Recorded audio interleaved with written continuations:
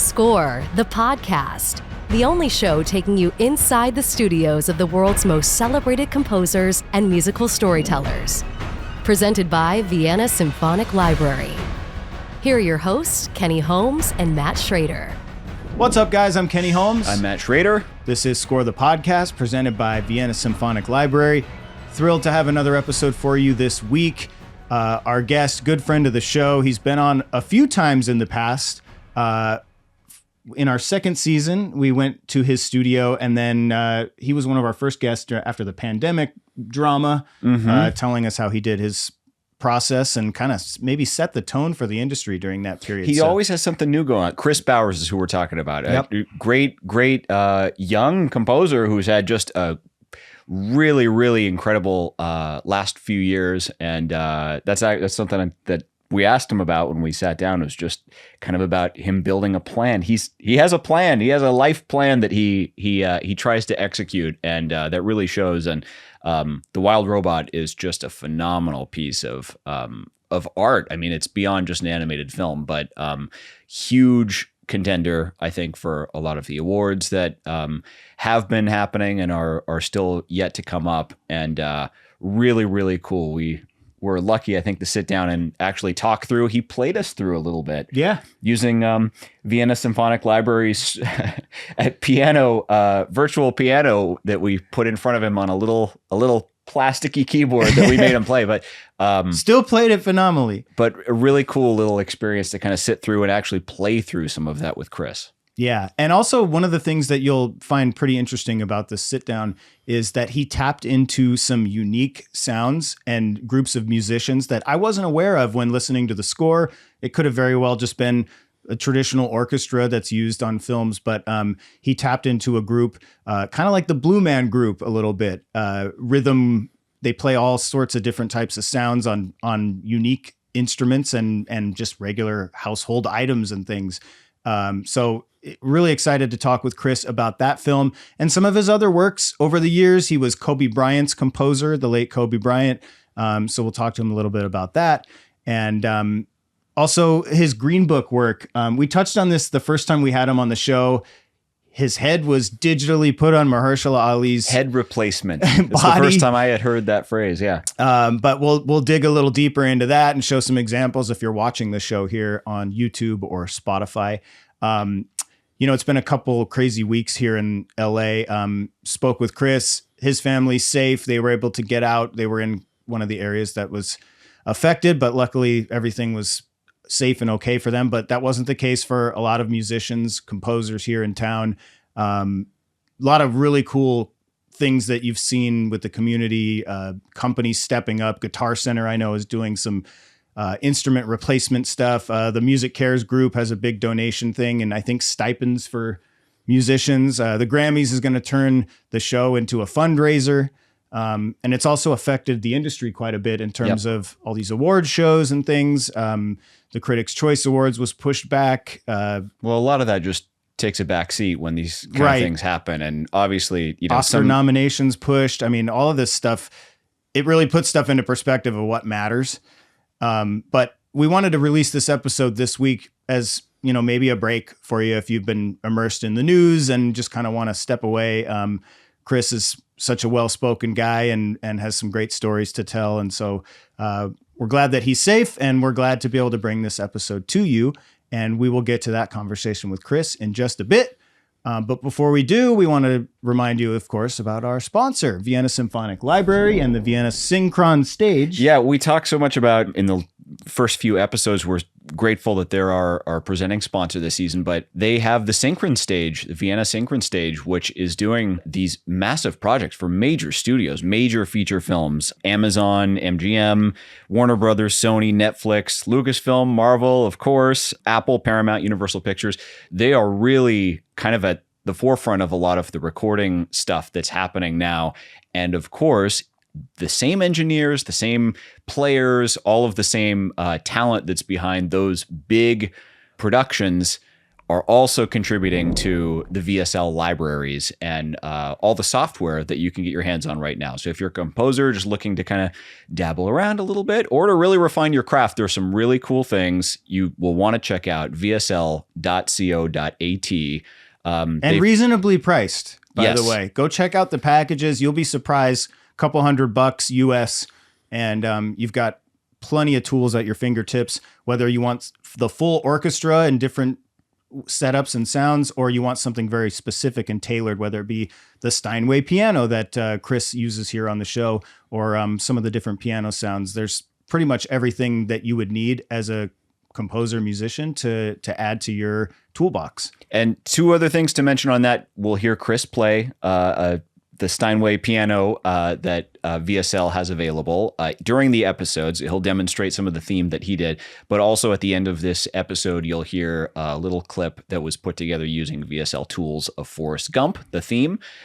Believe it or not, if you're watching this on YouTube right now, we've probably been flagged for copyright because that is so similar sounding to the real thing. It's incredibly accurate. We've told we have to challenge them. It's not the real track. Every time we got to go to YouTube and say, that's not the same one. See here, and we have to show a waveform and see, it's proof that it's not the exact same copyright.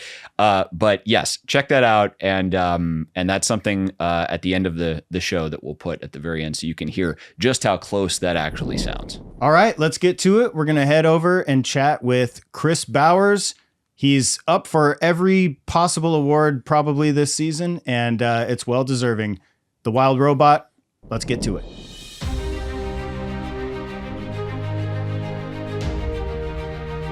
Dude, it's been, was it 2019? We sat down with you, different studio. Yep. Almost a different life for Kris Bowers. Yeah, I mean, yeah, very different. It was like I wasn't married yet, didn't have a kid yet. Very different life. A lot of life changes. And a lot of crazy projects. I mean, huge growth in your film scoring career. How do you sum up the last 5 years? And I'd say just a lot of like having my head down and working. You know, I think that right now I have a bit of free time relative to what it's been work-wise. And I feel like, you know, and especially when I talk to my wife about it, like from the time she met me almost 8 years ago now, until right now, I haven't really had any downtime in the way that I do right now. And so I'd say especially in the last 4 or 5 years, it's just been pretty nonstop, which I feel just very grateful for. The first time we spoke to you, you mentioned that, I mean, that's quite a change from what you detailed before, because you were saying you weren't even, I mean, there were stretches where you weren't even sleeping very much at all. Yeah. It was back to back to back to back. So are you catching up on sleep? Well, I mean, now I have a toddler, so I feel like it's a different kind of not sleeping. But yeah, I mean, I'm trying to prioritize that. I still find it hard to, I don't know, I just like doing stuff. So even though I'm not working on, I have a couple films I'm on that are like a year and a half away, 2 years away. And so it's very, very early days there. But other than that, like learning a bunch of stuff, like reading every night. So I'm still staying up late and doing a lot of stuff, but a lot of it is just, I'd say more study driven these days, just trying to mentally prepare for the next things that I want to work on. We talked about the first time we chatted with you, and if those who haven't gone and re-listened to that, just want to catch everyone up on kind of your backstory, but your parents had a big push for you to be a pianist from the start. Or I guess musical, or was it piano musical specifically? It was piano specifically. Yeah, my dad had heard some piano music when he was driving and got emotional. He's very far from an emotional person. And so apparently he told my mom that he wanted me to play piano. But I also think that, you know, it was the days of like the Williams sisters just becoming really famous and Tiger Woods becoming really famous. Like I was born in '89. So like, I think my parents also saw that as a way for them to help me have some sort of direction in life. And, you know, it was interesting when I went to a conservatory when I was graduating high school and I told my parents I wanted to only consider conservatories. That's when it started to reveal itself that, the idea of playing piano was more for me to have a skill set to get me into spaces they couldn't afford to put me in, but not necessarily for me to become a musician. Like they really wanted me to use piano to get a scholarship to go to a real school and then study like law or something else. And so that goes back to what made them decide before I was born. It was like not just wanting me to have this art form and this craft, but also wanting to have something that they could try to push me to excel in, that then would help me have more success in life. And I think you mentioned that started when you were what, age 5, age 6? 4. Yeah, 4. I started playing piano when I was 4, and then just like in kind of group lessons essentially. Yeah. And then when I was about 8 or 9, I started private lessons. It's so crazy that you brought up Tiger Woods and the Williams sisters. One, because you ended up scoring King Richard. Yeah. But I thought a lot about that re-listening to our past interview about the parents wanting someone to be great and the pressure that puts on a kid. There's a Tiger Woods documentary, and you see, I mean, he did not have a childhood. He was golfing like a grown man when he was 8 years old, and all that pressure was on him.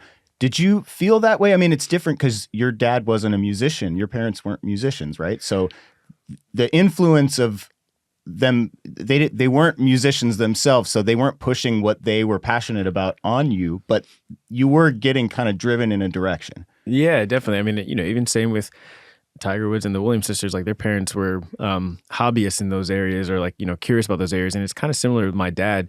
My dad played drums in high school and always wanted to be a musician, but never really was given a chance to study.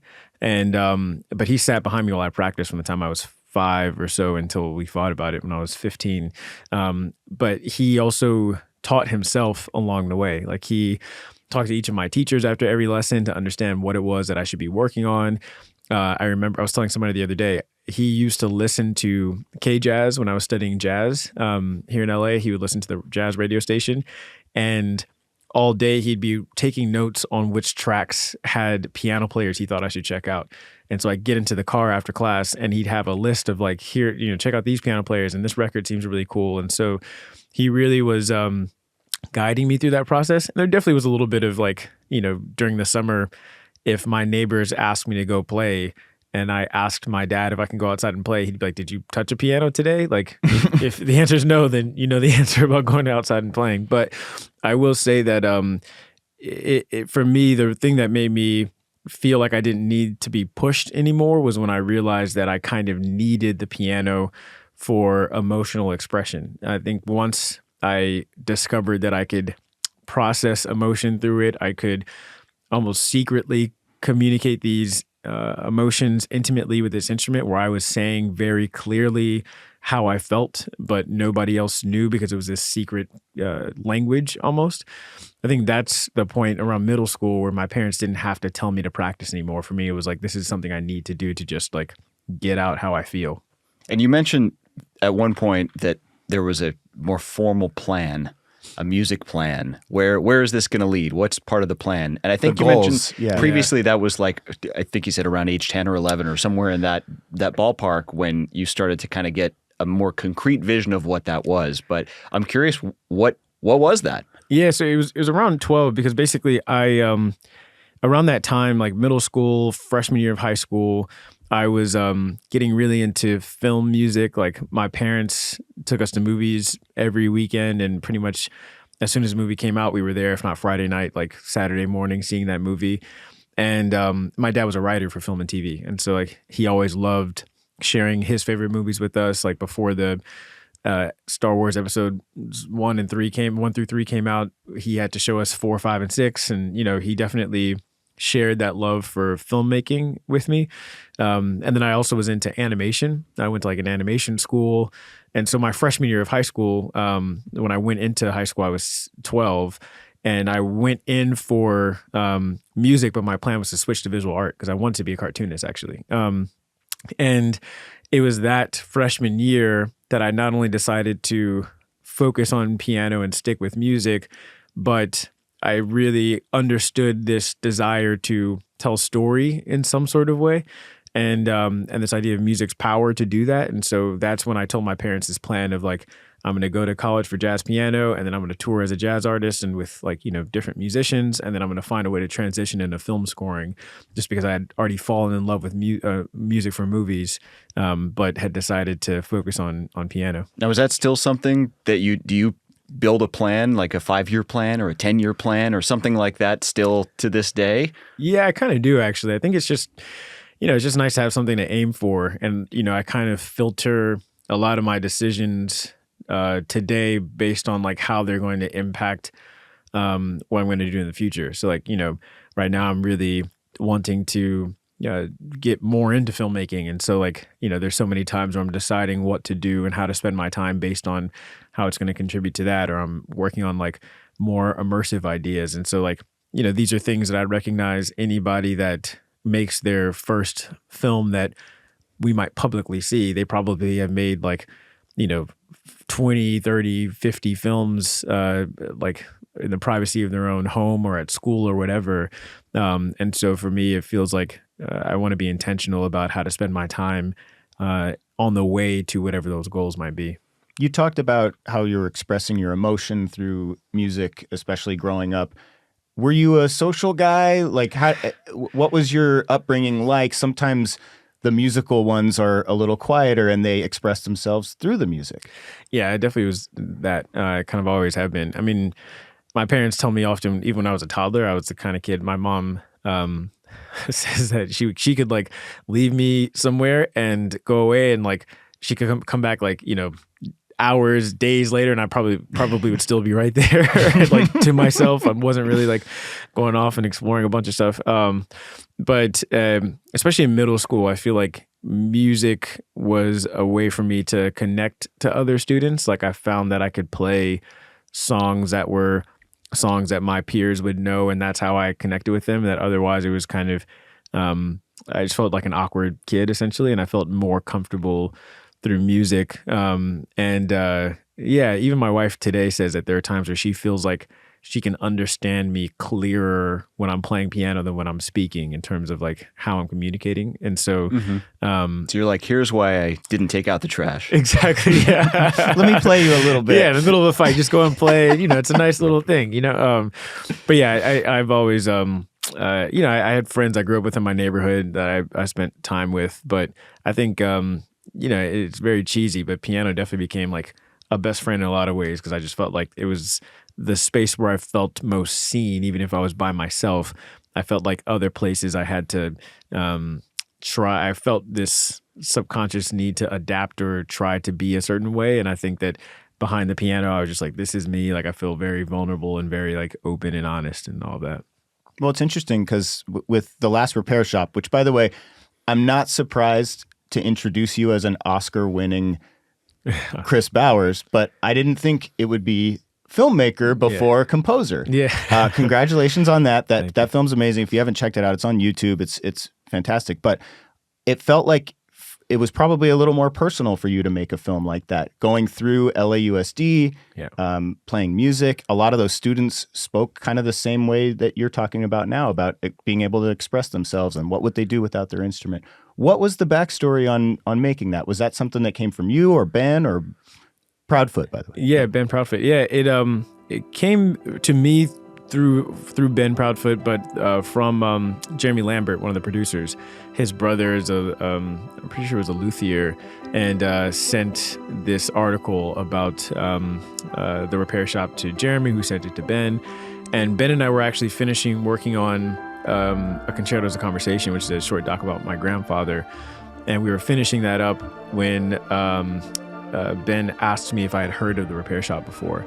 And I was surprised that I hadn't heard of it, but not only that, I also never thought about it. I remember being in middle school, I played saxophone for a short while, and I played the school saxophone because my parents were like, we're not going to buy you a saxophone if we don't know if you're into it, essentially.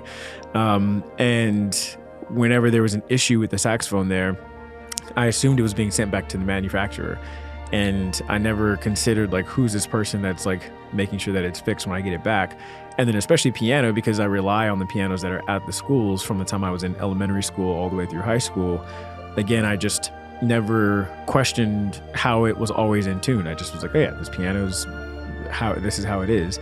And so that realization that not only was there a group of people that were dedicated to making sure that students like me had these instruments and had access to them, and that they were in working order, but also just wanting to say thank you essentially to them and give back to them and have that conversation. And so that's what made me want to get involved. And then, just as you said, I talked to Ben about making sure we include the students as well, because I felt like that was, the other half of the conversation. These technicians do this with all these students in mind, and some of them have kids, but they never get to hear from the students what this means to them. And being one of those kids, I felt it was important to engage a handful of students to have them articulate it verbally. Yeah. And as it says in the doc, I mean, this is not a normal thing. LA is very unique with this.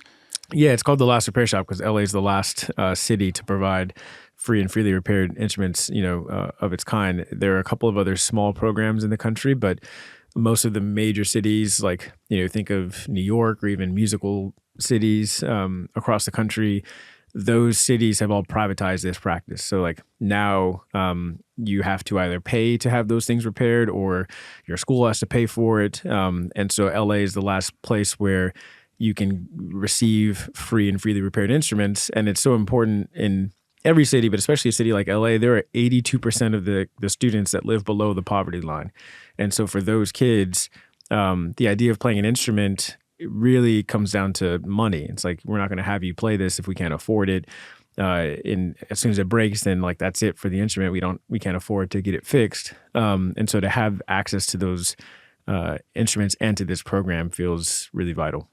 And the ending, I just wanted to ask you about it because you're playing with alums from all different age range, backgrounds, a big piece that you wrote and got to perform it with some of the people who work in the shop, some students. What was the idea behind that? Yeah, it was something we talked about from the very beginning. Ben and I, referenced Mr. Holland's opus a little bit, where all of his students come back and play this piece for him, and we thought about the idea of filling an auditorium or filling a space with alumni to show these technicians like the impact that they've had, because this shop's been around since 1959, and it was just kind of an idea in the back of our minds. And then when we finished the film, we submitted to Telluride Film Festival without an end credit sequence, and we got in. And so then Ben and I were like, okay, we kind of have to try to figure out if we can pull this off. And so we contacted Peter Rotter, who's an amazing contractor and also LAUSD alum. His wife, Jerry, the flautist, is also an alum. And Peter immediately was like, I can easily put together a group of people that went to LAUSD schools. And so he really helped with that. I mean, he's also an executive producer on the film and also the only reason why Ben and I know each other. He actually introduced us. So, it was just this idea of, can we get a room filled with students from like 7th grade to like 70 years old in the same space. Yeah. It's crazy that you're telling me that you got into Telluride without that sequence. Yeah. The film is amazing. And then we get to the credits and I'm like, wow, this is its own amazing piece. That is awesome. Yeah, it definitely was a pretty crazy feat that we pulled off in like a couple of weeks. Now, in terms of, I know we were talking about your kind of, longer term game plans, but directing obviously is a pretty big new kind of job to take on for something like that. So I'm curious, just, and even co-directing with Ben, what kind of challenges did you encounter kind of wearing that hat instead of kind of the music guy hat? I mean, they're so married on this project, but I'm just curious what kind of things you ended up coming across that were kind of new challenges you had to figure out. Yeah, I mean, I definitely think, going back to that end credit sequence, figuring out how to do that in such a short amount of time, I think the actual execution is always the toughest part. Like like Ben and I met because I wrote a short film and I wanted to try to make it myself, and I talked to Peter Rotter about it, and he said, you should talk to Ben, and Ben basically produced it for me, and it was this like self-funded student film, really. And that was my first attempt at that. And so years ago, I've been studying like the theory of it, but I think, as we know, even with music, like the theory is very different than the actual practice of doing it. And so I think about being on set and the idea of like, okay, like how many shots do we have to get? Oh, we got these shots and like we want to do this, but we have to, change the setup for that. And the amount of time you have to do all that stuff. For the recording session, we had to also get the actual recording of the audio as well. And so we had X amount of time to do that and had to do that within 3 hours so that then we could move on to just focusing on the visuals. So it was a lot of like coordination. But I think that's the other thing that's really beautiful about the collaboration with Ben is that, I mean, in every aspect of my life, I think of myself as a student first and foremost. I'm just like, I'm trying to learn as much as possible and like grow. And so I always am putting my ego aside, and like no matter how much I know, whether it's music or filmmaking, like I don't feel like I know anything. And so it's helpful to have somebody like Ben where I can just learn from him, ask him questions, like have him lead the process in a lot of ways and just give my input when I feel like I have to vocalize this and I feel very strongly about this. But there never was a moment where I felt like it was overwhelming and too difficult because of Ben and also the team that he's able to put together because of how long he's been doing this. Yeah. I want to get to The Wild Robot, but I had one question. I know we kind of glossed over the first time we talked to you, and it was just after Green Book's many successes. And it was this I mean, I know you worked with Mahershala a lot to there's so much music on screen, but it's your hands that are on screen. And I was curious. Your whole body, I think. I was curious how that was explained to you when somebody said, "Oh, here's what we envision. We're actually going to do this," and kind of the actual way it came together. Yeah, I can't. You don't need makeup today. We just your body. Exactly. Yeah.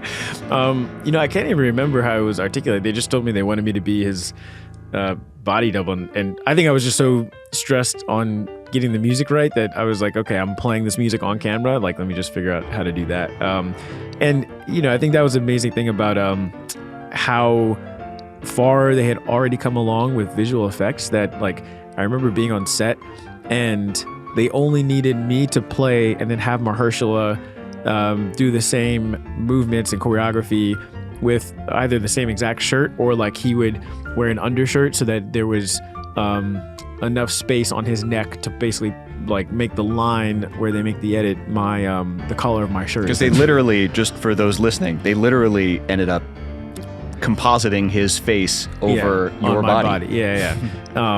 So it was really wild. I mean, I also remember feeling so in awe of Mahershala on that part of the process. Like the music side was impressive and how much he spent learning the piano was incredible, but to watch him on set not only needing to like deliver these lines and then have this different posture and sense of himself in terms of like how he carried his body, and then to do all the choreography of the piano playing to make sure that was on point, and then stand up and like bow as if he's still this character. Like it was so much that he was trying to figure out as they're telling him what they needed visually that I think for me it was I was able just to focus on the playing. And I think there's one shot where it's like a pan up or tilt up where you see your hands, and somewhere, I guess over the shirt or over something, somewhere it becomes Mahershala. Oh yeah, there's this like montage where it's actually a trick jacket where they have like the jacket where he has his hands like this on his side and on his sides, and the sleeves. I'm like standing behind or on my knees behind him with like my arms through this. It's like, jacket. Whose line is it anyway? Exactly. Exactly. Yeah, it was pretty fun. So you must have thought, I mean, early in the process, I know my thought would be, oh my gosh, I could see all the ways this could go wrong and this wouldn't work and they'll end up having to do something else after all, and maybe it won't quite splice together in the way that they're envisioning. Yeah, I mean, that's also, I have to give a huge shout out to Tom Wolfe and Manish Raval, who are the music supervisors, because they are really great at helping figure out what of a piece needed to be performed on camera. So like I was very much a part of the conversation, figuring out which pieces we would actually have in the film and learning those pieces, making the arrangements, running the recording session. But then so many times, just like I was saying with my experience on The Last Repair Shop, we would get to the end of the day and they hadn't gotten to the music part yet. And it's like, okay, we actually only have, 45 minutes or an hour and a half to do this sequence. We can't do the whole piece. What's the most important part of the piece that we should play? And so having Tom and Manish be able to help navigate that and kind of like, run point on helping us decide how much, what we needed to do to get the right angles, like all that kind of stuff was really helpful. Want to switch gears a little bit. In 2019, you were prepping to work with Ava DuVernay on When They See Us.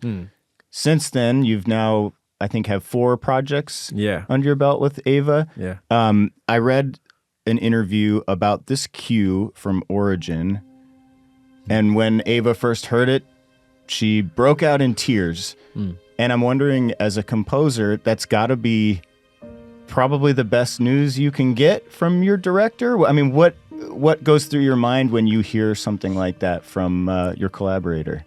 Yeah, I mean, it was such a specific time. Like, even hearing, I get emotional thinking about just where we were, because Ava had lost her grandmother when I was working on this cue. And so it was something where, this piece is written about unexpected loss that the main character in Origin experiences.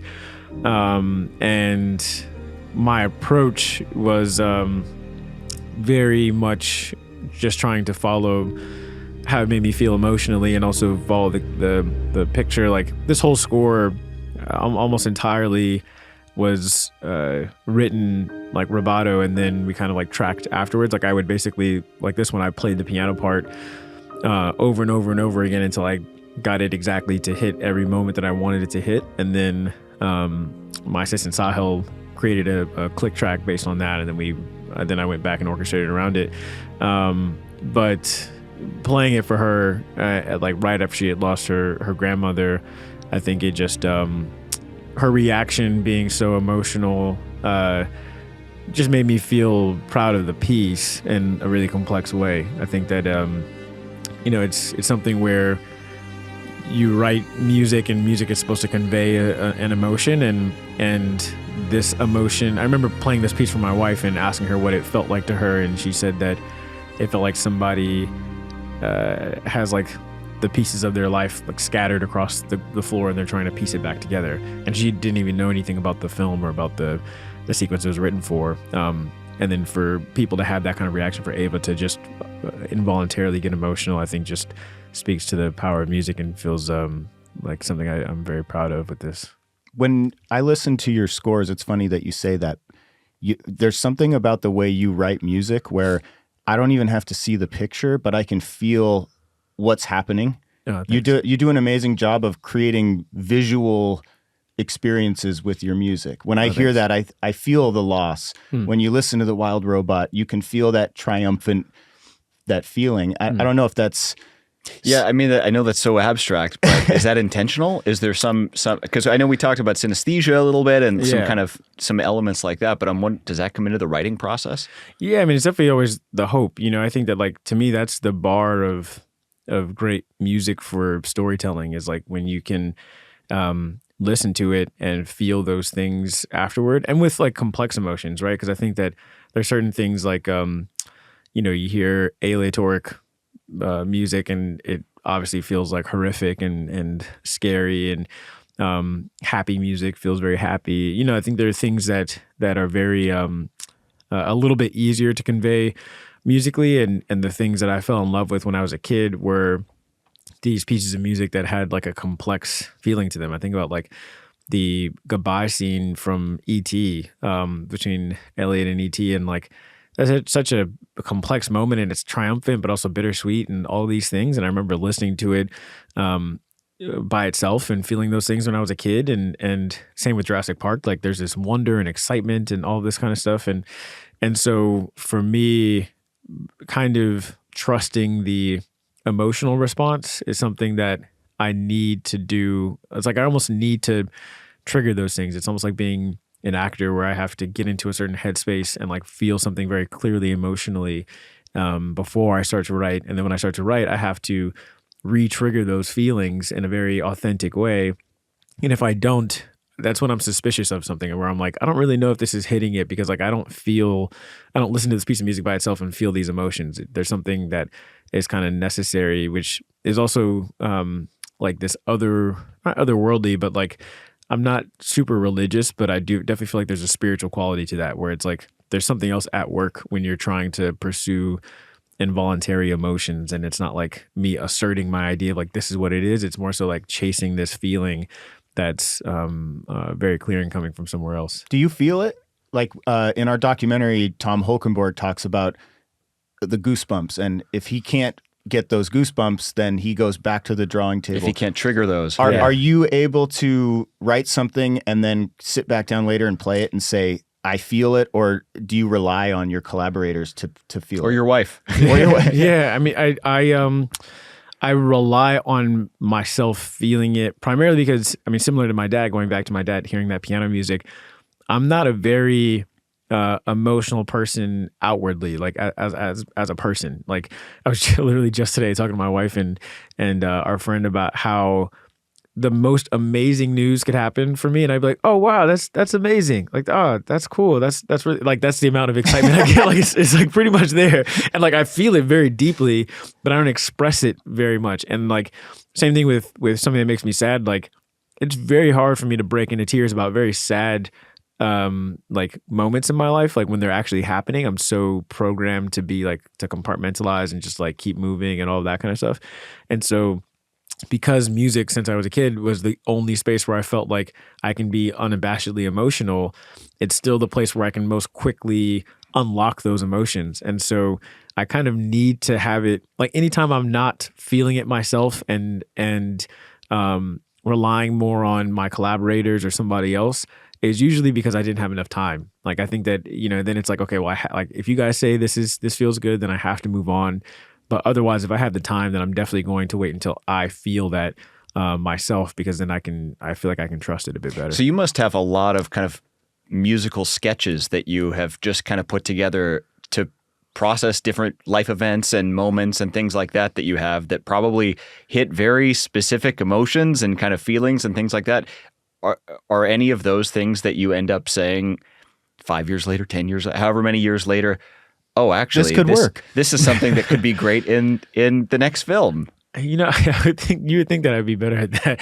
No, I feel like maybe it's because of my background as an improviser. I also love the fact that like this is this moment, and like that was very specific to that. Like it's the same thing whenever I talk to a filmmaker and they want to use some of my music as temp for their next project, and I actually don't like that. Like just because I'm like, man, that music was so specific. Like if anybody used that cue you just played, the Leaves cue from Origin, if anybody used that as temp for something else, all I will feel and hear and think about is Leaves. I will ask them why and then immediately put it away, because like there's something so unique and special and like intimate about the creation of those things that I never really want to reuse it. So I've never been able to have a theme that I had once that was thrown away, or like a piece of music I had once that was thrown away that I bring back years later. Maybe for myself, maybe I'll revisit those things and see if like there's any like album I want to put out where I can do that. But in terms of any projects, it's usually unique to how I'm responding to that project.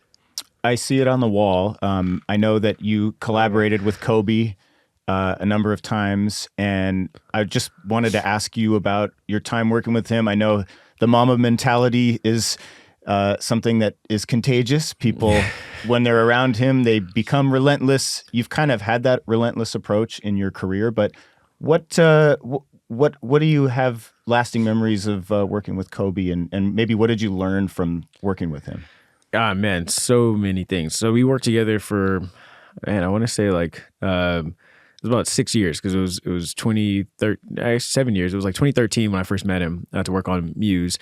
And then I scored that documentary, but also wrote music for his audiobooks. There's one over there, like one of the actual books, and they recorded the audiobooks, and he wanted me to score them. And so I wrote like hours of music for those. And then some other like things that he did, these like short animated things. And what I remember from the first meeting is that his process of bringing somebody on the team, whether you were the composer or like cutting a trailer, you had to sit down with him at his office and talk about your craft.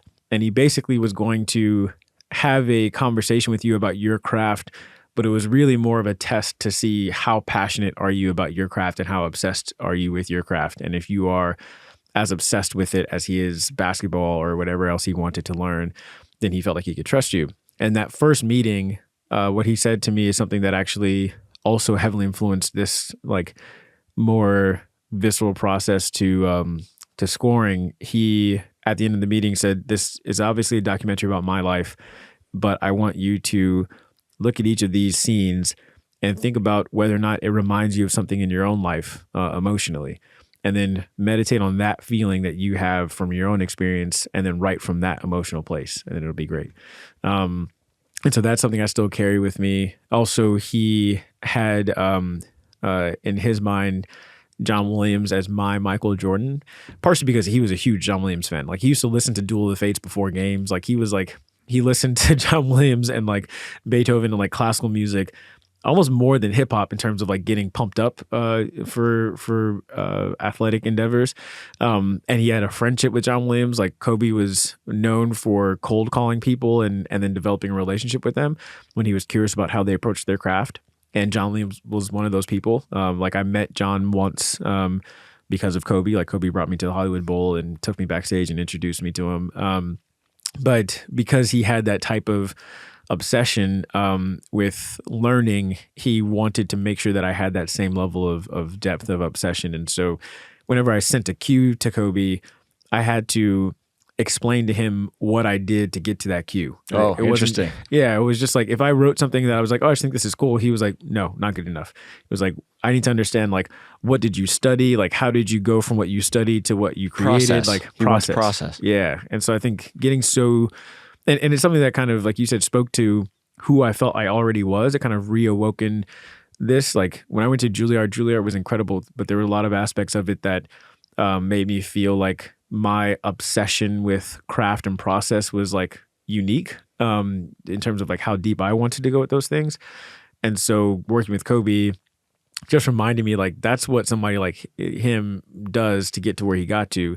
And so going that deep is something that I definitely continue to do, because I want to, but also largely to be in his honor. Hold on, you just glossed over something. You're an LA kid who's a musician, and you were taken to the Hollywood Bowl by Kobe Bryant to meet John Williams. That's like the goatiest flex story. Is that your favorite Kobe story? I mean, no. That's pretty nuts. I have some other favorite Kobe stories, but like, that was a pretty wild, surreal moment. I think at that point I had already spent so much time with him that like I felt. It just kind of felt normal, if that makes sense. But it was a pretty surreal moment looking back at it for sure. Like, yeah, it's just a good Saturday night. No big deal. Well, we should talk about The Wild Robot. Congratulations on the nominations so far and for everything to come. Going into this project, you're working with a director who's a legend in animation. Yeah. You wanted to be an animator. Yeah.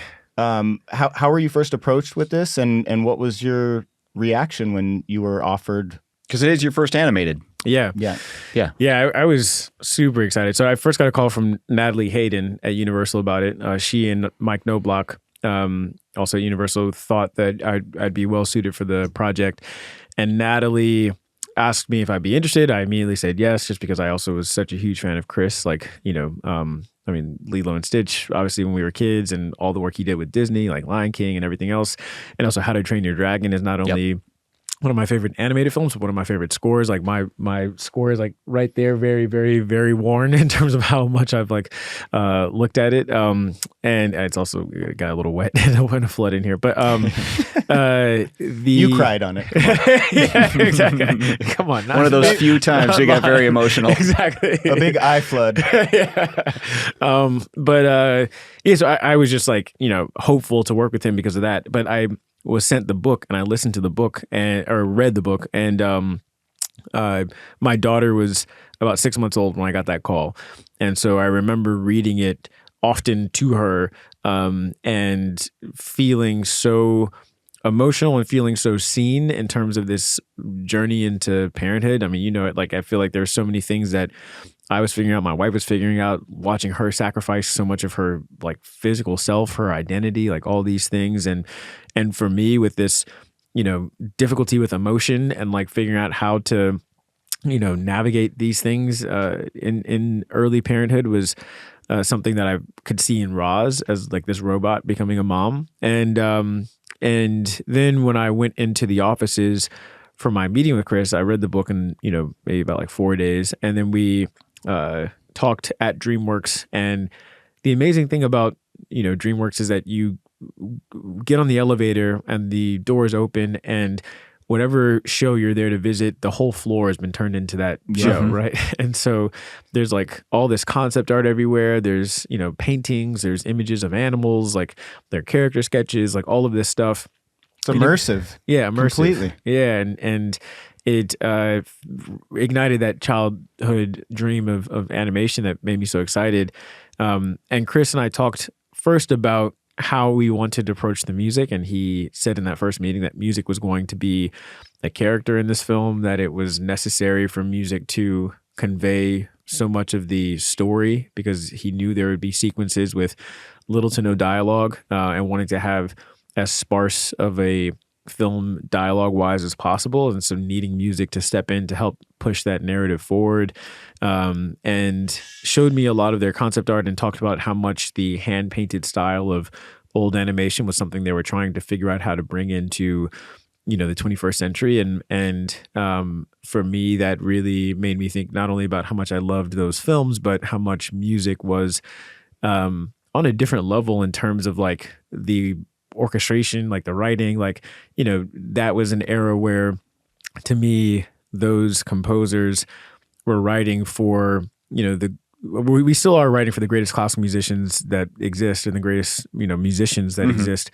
But I feel like, with the introduction of a lot of technical aspects, or like technology and like synths and things like that, the musicians are used more of like textures as opposed to like, the incredible musicianship that they have. And so that excited me to try to figure out how to, in the way that they were bringing the hand-painted style of early Disney and Miyazaki films into today, like how could I also look back at the way that those films were orchestrated and composed and written to picture and all of that, and bring that into today's time. So something you mentioned was all of this real estate that needs music to tell a story in this, which is something that I think animation in particular does. I mean, there's some great live action films that need that too. But in animation, sometimes you get these moments, and a lot of people think of, there's a sequence in Up and Michael Giacchino's music, and it just hits you over the head with emotion because of how it's crafted. And I mean, it's the visual aspect of that, but it's also the music is carrying so much of that. So that sounds like something where you really know that that's the dream come true, but you got to bring it. You're going to have to actually, find the magic somehow and unlock that somehow. So how daunting, I guess, was that for you to come into and start to say, once you said yes, what's the next thought there? Is it, oh crap, what am I going to do? No, I think it's just like, okay, like time to get to work. I think that's really what it is. Like, I came on almost 2 years before the film was done. And so I think for me, I was like, there's no way I'm waiting until 4 months before this is done to like actually get started. Like I'm going to start as soon as possible, essentially. And what was that? Suites or just kind of themes, or where did you start? First was with palette. I think for me, I was curious about how to represent the wilderness in an interesting way, and how that might help modernize this like orchestral sound, because I knew that I wanted it to be primarily orchestral, but at the same time wanting to have something that just made it feel modern and different. And I knew that the wilderness might be an interesting thing to do. And so I first started exploring like modern classical music, because I was like, okay, if I want to make sure that the writing for the orchestra is on par with, great traditional classical music, then I want to make sure that any elements that are added to it are also just of a high caliber, like musicianship wise. And so I started digging into modern classical music, and I came across this percussion ensemble called Sandbox Percussion. This amazing composer and friend of mine, Thomas Kotcheff, told me about them, and he had written for them before, and they're mostly in the classical space, but they approach percussion in more of a almost like Foley, where they're playing slats of wood and tuned metal pipes and glass bottles and teacups and tin cans and like much more organic textures, like Blue Man Group kind exactly. of stuff. Yeah, that kind of vibe. And that immediately sparked my curiosity and imagination, because I thought it could be a cool way to extend the diegetic nature of the environment into the score, where it's like, animals skittering through the forest, or things slamming against Roz's metallic surface, that there could be a language musically to represent those things, and having more wooden textures for animals, having more metallic textures for Roz, and even like bowing certain metals to get like a certain sound so that it felt like a synth, but it was actually an organic thing that could represent moments where she's feeling emotional. And so I thought it'd be great to not only write for them in a very specific way, but also have them be more of an ASMR layer. So if you listen to the score, all of the sandbox stuff was close mic'd and recorded in a way where they can function on a different sonic level than the rest of the orchestra and any other percussion that's in the orchestra.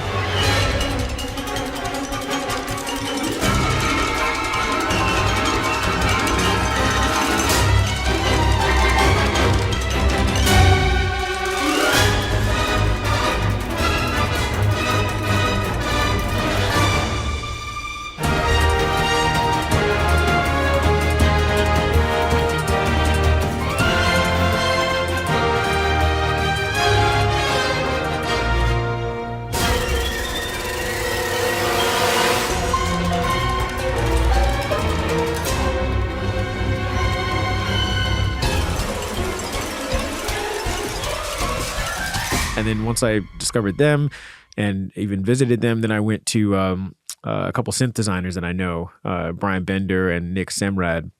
And I talked to them about the synth sounds that I wanted to represent Roz and the technological side. And so really it was like building these toolboxes. I had a bunch of new synths. I had this, percussion stuff that I was trying to approximate before we actually recorded some material for me to have some like samples to write with. And then I shared a couple of cues with Kris demonstrating those ideas. And once he was excited by that, the representation musically of the organic and the synthetic, that's when I started with themes. And for me, like, I have to start with themes to picture, because like it's also, again, like the best way for me to respond emotionally, and also like in that kind of like synesthetic way. Like I like want to see colors. I want to see something when I'm like writing. And I didn't even have colors in terms of the picture because it was just black and white pencil sketches, but I had all the concept art. So like I was writing those themes with like the concept art on one screen and like the film and the black and white storyboards on the other screen. And yeah, I wrote all the themes to different spots where I felt like, the migration sequence was the main theme that I wrote. Then that was kind of the big first one, right? Exactly. That was the first theme that I wrote. And then Fink's theme was like the egg and the fox.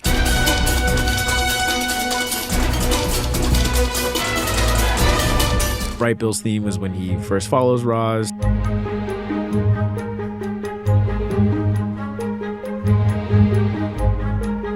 And then Roz's theme when she, comes out of the box in the beginning of the movie. And so it was like, I knew those 4 spots would be my first entry point to writing those themes. So I wrote those themes to picture, and then I created a theme suite based on those things, and I kind of built out how they would work, and then kind of started to work through the film writing a picture. We talk a lot about this in terms of animation. This is your first time. You talk about how important it is to write to picture, but you're talking about just concept art, and it's not dailies. It's not real shots of people. Was that a challenge for you? Did you find the process to be a little bit different, to find the emotion when it's not I guess even built? Character expressions probably change until the last minute. And yeah, I think that's the thing that's so amazing about great storytelling. And we were talking about, the unsung heroes of animation and editors, like picture editors. Mary Blee, the picture editor here.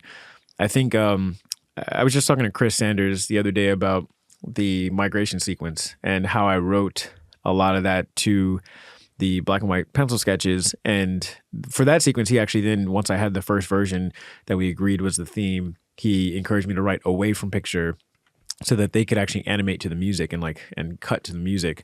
So that was the only instance where I wrote music away from picture. But even in my first attempt to do that to picture, he pointed out that there's a percussion hit that happens right after Bright Bill says, "I could use a boost," and it cuts to Roz, and she kind of feels like surprised, because in that moment she knows that he doesn't really need it, and they are in this very challenged, tense spot, and that's almost his way of saying like thank you, or his way of saying goodbye, his way of saying I love you. Like all these things are not being said. Him saying I could use a boost, and her reaction to that is like, okay, like this is our goodbye, like this is my moment. And Kris was like, yeah, your percussion punctuation of that was so perfect. And I was telling him, I was like, well, it was so clear to me in the storyboards that it cut to her at that moment. Just, it was a still image of Bright Bill and the dialogue. I could use a boost, and then a still image of Roz. And I was like, but something about that cut to that still image to me said something about like how she felt, that I could tell that she kind of straightened up. And he was like, well, actually, it's a little old school animation trick where you stretch out the head a little bit in terms of the shape so that you can see there's a sense of motion, even though it's a still image. And like widening the eyes a little bit, like these little things that kind of in that one frame can tell you how somebody feels. And so that I think is present across the entire film. Even in the storyboard version, it's like the story is so clear and so emotional. And then even in those still images, there are certain cuts. It's like they have to be so specific with what they're showing that like that shot is obviously telling you a lot emotionally when it's done really well. That all of that was very clear to me. And the last thing I'll say about that is like it kind of actually goes back to the Kobe books where like, I remember writing for that book and it's just voiceover. But to me, it's like this whole world is coming alive in my mind in a very clear way.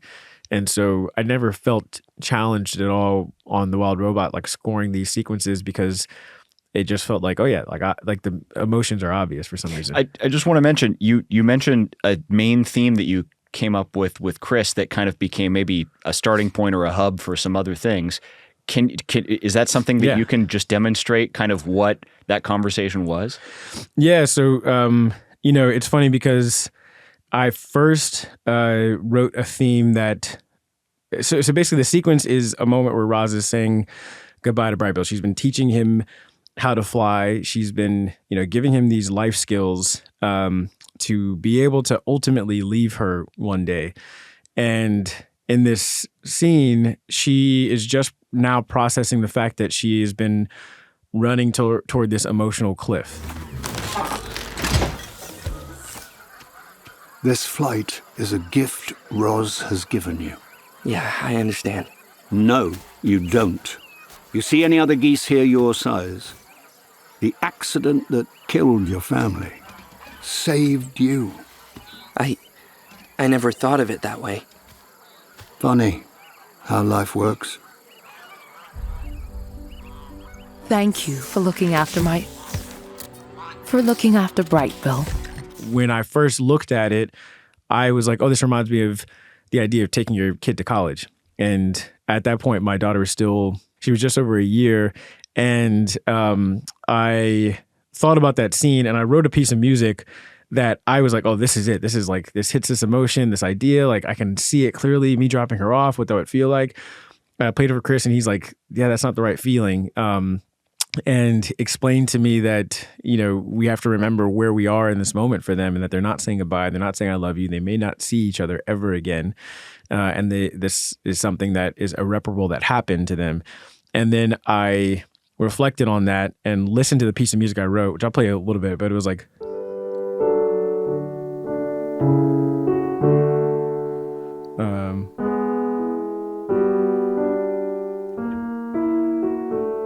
but it was like this very sweet piece of music. And when I listened to it again, I was like, oh, actually, now that I listened to that, when I was visualizing dropping her off at college, I was seeing her like wave back at me and like this very like everything's going to be okay, like this kind of feeling. And so you'll be home for the holidays. Exactly. Yeah. And it kind of has that like wistful kind of feeling to it. And the way I produced it, I had this like jangly guitar and all that stuff. So anyways, after Kris's note, I went back and did that process of just like improvising until I felt something that made me feel the way that idea of us being in a much more tense place. And what I realized is I didn't want to imagine the difficulties. I didn't want to imagine like failing her, like the things that are inevitable as a parent, like that I recognize as a son. I didn't want to think about the reverse of that, of like, no matter how hard I try, she's going to be pissed at me one day, or she's going to feel like, I let her down, and all of that kind of stuff, I think was something I didn't want to recognize with, an infant as a dad, but that was very helpful to listen to Kris's guidance. And then when I focused on it emotionally, it led to the piece, which I'll play it in a different key because it's keyboard, but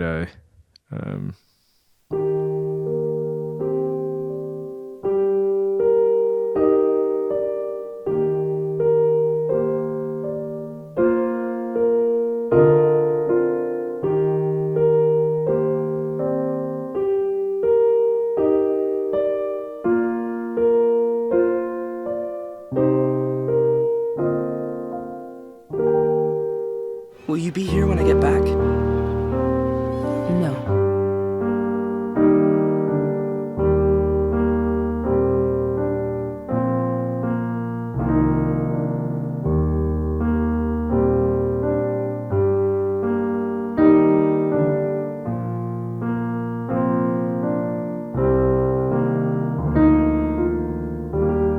I think there's a lot of like, I was talking about it to somebody the other day, and just like a lot of the intentional dissonances, like, to have this, not only, the major 7, I think sounds like it's a little bit more complex already, but I think that the, like all the minor ninths in, this minor chord, and then even in,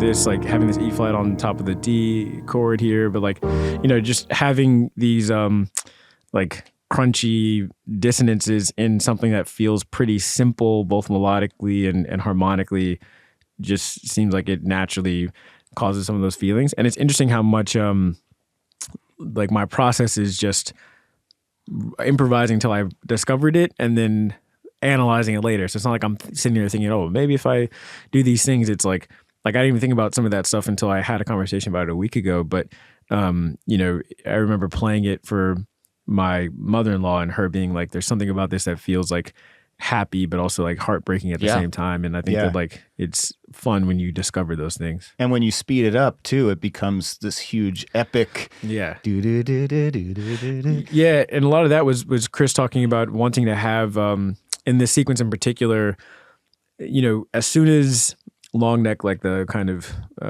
leader of the flock, like once he tells them we're leaving, you start to see these birds taking off. I could use a boost. And Kris wanted that feeling to mirror those moments in old films where people are saying goodbye on a train platform and somebody's on the train and the other person's on the platform and the train starts to move. And you know that this is not going to stop. And that led to a lot of the like all the like ostinatos that kind of come in and have all these different like inversions and stuff like that. And what's ironic is that's actually my first attempt at writing this version of the theme. I found this harmonic space to play in, and I was trying my best to create a different melody. And it was actually Kris that pointed out that ostinato underneath, that to me was just an ostinato. He was like, what's that thing? And I was like, oh, that's just like this figure that the strings are doing. He was like, I think that's the theme. He's like, I think that's actually the melody. So he was the one that actually encouraged me to reformat it so that became this melody. And I mean, we worked on that piece for about, I don't know, maybe like 2 months. Yeah. When you finally saw it animated, how did it change the way you felt about it? But I think it just felt like, one of those moments where like it just all made sense. And also just this, 1 + 1 = 3 kind of thing of like, man, this is pretty special. I remember being so excited about it when I had the animation that I brought my wife and daughter down here to watch it.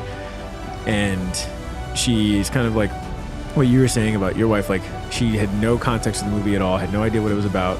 And I just showed her that one scene and she was like crying. And even my daughter was like, where's the baby bird going? And like, why is the bird leaving his mama? And like, I thought long. You're hooked in. Now you want to see what happens. And now you're like, oh no, did I? Yeah, for sure. So yeah, I think it just felt like immense pride. I think is kind of the main feeling I felt. I just wanted to ask you before we wrap up, because you talked about improvising and you started in jazz. Yeah. I'm just wondering how much you lean on that and how important that is as a composer, because you're dealing with writing to picture, tempo changes, all these things. It's not like writing a pop song where it stays in the same rhythm. How much does that help you, do you think? Oh man, I mean, so much in so many ways. I think like the biggest thing is I never feel like short for ideas. Like I'm just like, improvising just feels like this endless fountain of like, inspiration from somewhere else that I'm just kind of like spitting out essentially. And so I think that's an amazing aspect of it.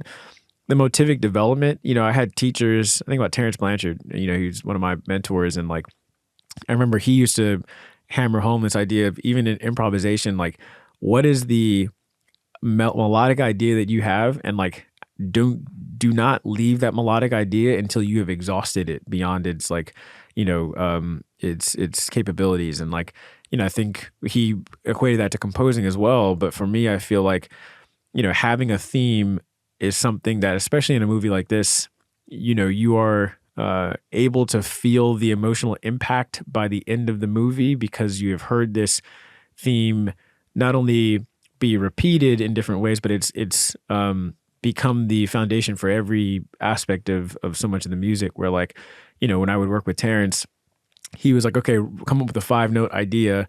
Now, like every aspect of the piece of music you create after this has to come from those 5 notes, whether it's a bass line, a chord progression, a secondary melody, like counterpoint, like everything you do, you have to be able to articulate to me why it is that it came from this 5-note idea.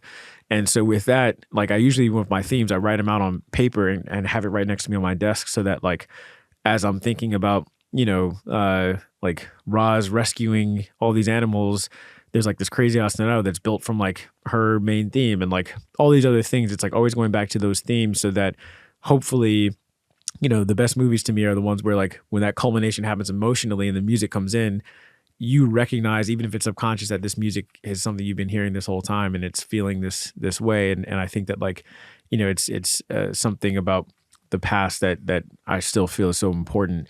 And the other aspects with jazz are just like being able to improvise on the fly. And like, there's so many times where, Kris and I met in this room on a weekly basis while we worked. And he would sit next to me on the piano looking at the sessions. And so when I was like playing a cue for him and he was like, this one section right here, I'm not so sure about it. Like, what do we do? And for me, it's like, okay, cool. Like, let's break it. Like, just erase what's there. Like, yeah. I'm like playing some stuff, like, and being able to do that with total comfortability and start to orchestrate around him and like all that kind of stuff comes from not only my comfortability with improvising, but like this kind of other like harmonic and melodic knowledge you have as a jazz musician that becomes so helpful in writing on the fly like that. Well, Johnny Williams was a jazz pianist. Yeah. Well, I also want to just because we touched on this and then you mentioned How to Train Your Dragon because that first off, The Wild Robot is one of those films that I think, there's Oscar season comes and goes every year, and there's a certain number of films that stand out for a year or two. And then there's the occasional film that can live on for a decade or multiple decades or many, many years after that. The Wild Robot's one of those movies. It's one of those things that is gonna, it has its own kind of lifeblood to it that's really amazing. The music is such a huge part of that, obviously, and the storytelling.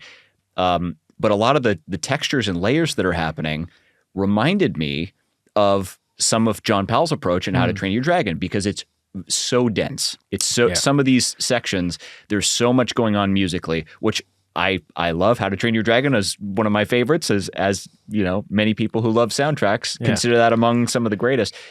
But there's always the thing with the film, am I creating almost too much for the film itself? And I always love that because you can come back and rediscover things and hear things again. Yeah. But then there's also the trade-off for me where as soon as I hear the music get kind of, mixed down a little bit, I'm like, oh no, that was that really. Give me the music back. But I'm curious you're constructing this. So all of those different elements and layers and everything that you're weaving into the kind of tapestry of this, do you reach a point where you say that's all we're going to hear?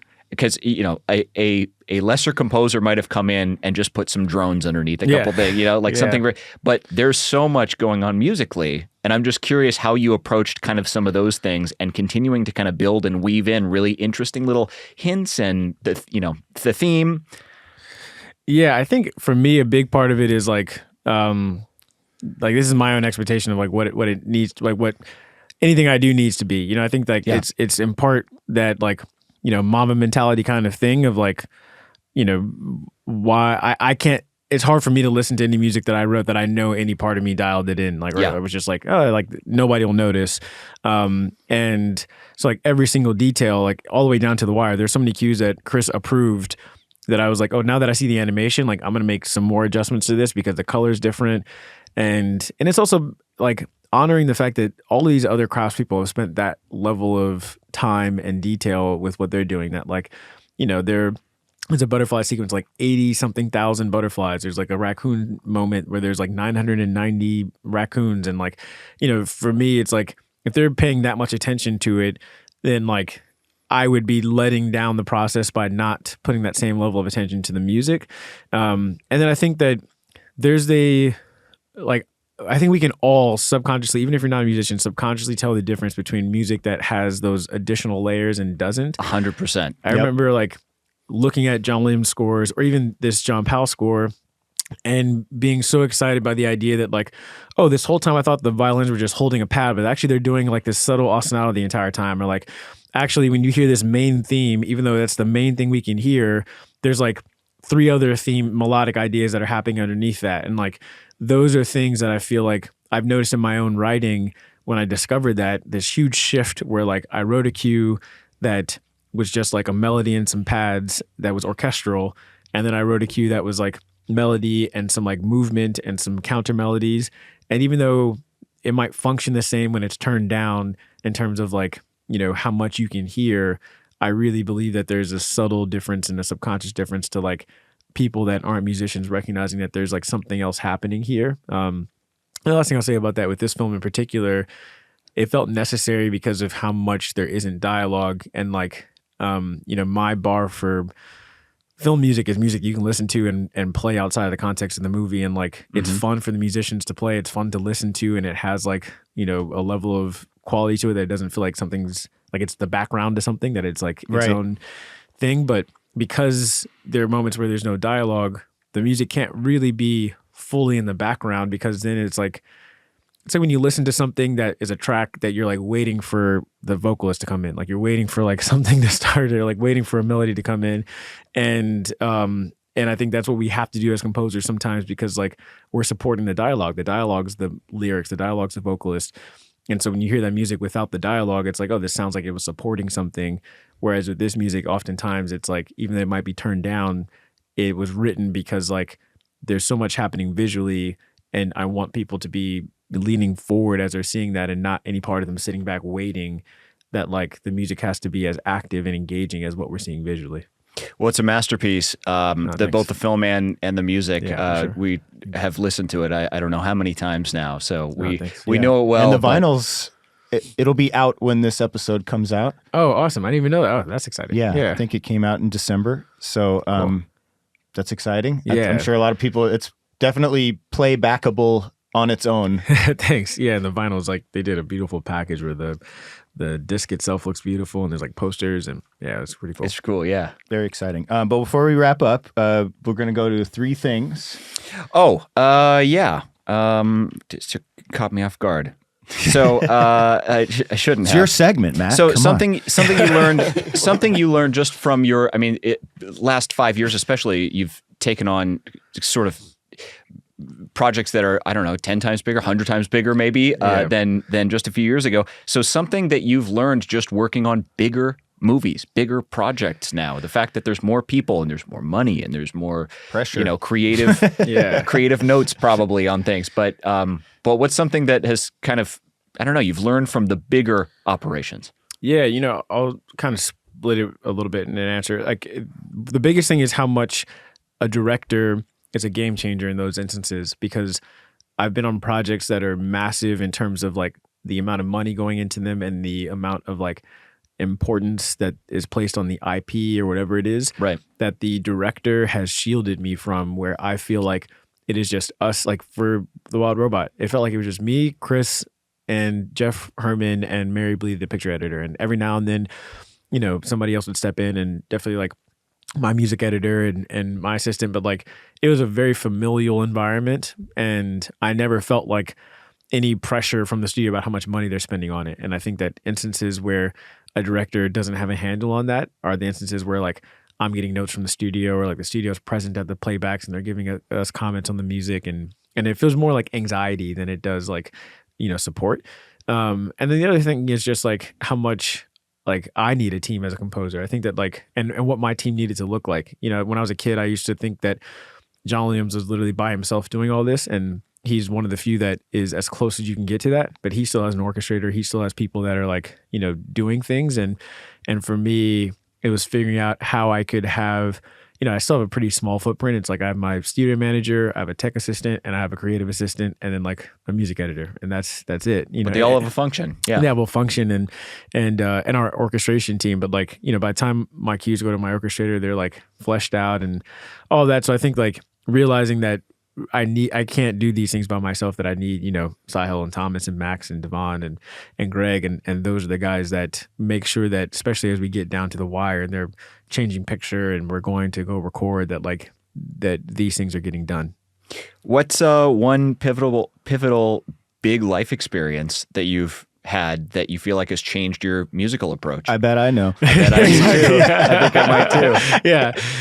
Yeah, definitely having a kid is like just so wild. I mean, like it's something that has definitely unlocked like a different connection to my emotions that I had before this. It also is something that has reminded me of like being a human outside of this stuff, where like I feel like I lived and died by how my music was received, whether by director or otherwise. And I think that being able to feel like how important it is that my identity as a parent and as a husband and these things are what keep me sustained in so many ways has been really helpful. Well, that particular track is such a huge and great illustration of that too. The kind of two sides of that parent and child relationship, and the struggles that are on both sides of that, but being able to kind of relate, I think, to both of those is a big thing. And by the way, as a parent as well, I see that, and now I relate to the parent side of that, and I say, oh man, this is a totally different experience now. Yeah, it's so wild. Yeah. And lastly, a film composer that had an impact on you musically or their philosophy. Yeah, I feel like I always say John Williams, so I'm not going to say him this time. I think that because we were talking about him earlier, Terrence Blanchard, I think is pretty massive. Like for me, he was the first composer that made me really realize that I could do this in terms of like being a jazz musician interested in film composition. I think like up until that point, I felt like I didn't have the training to be able to do it, and to see him, rise to that occasion in terms of like teaching himself how to orchestrate or like studying how to orchestrate and like all of that kind of stuff, I think is what led me to that. And then his mentality with thematic development, I think is something that is still like anytime I'm asked to teach about composition or improvisation, I borrow his thing that he got from Wayne Schrader. That idea of squeezing everything you can out of a theme is something that I think really came from my work with him. And I just wanted to ask you one more honorable mention because we lost Quincy Jones. Oh yeah. I know he had an impact on your career and so many others. Just if you wanted to share a thought about what he meant to you and your journey. Yeah, I mean he was actually the first like Black composer that I knew about. Like when I was my freshman year of high school, we watched The Color Purple after reading the book, and I didn't realize that he scored films. Like I knew that he produced Michael Jackson and knew that he produced The Fresh Prince of Bel-Air, but like to realize that he not only scored films but also studied with Nadia Boulanger and was the first Black composer that was given a film that wasn't a Black film. That like it wasn't until Mancini, I think, recommended him for something, and that a director thought that a Black composer could handle something that didn't have anything to do with being Black.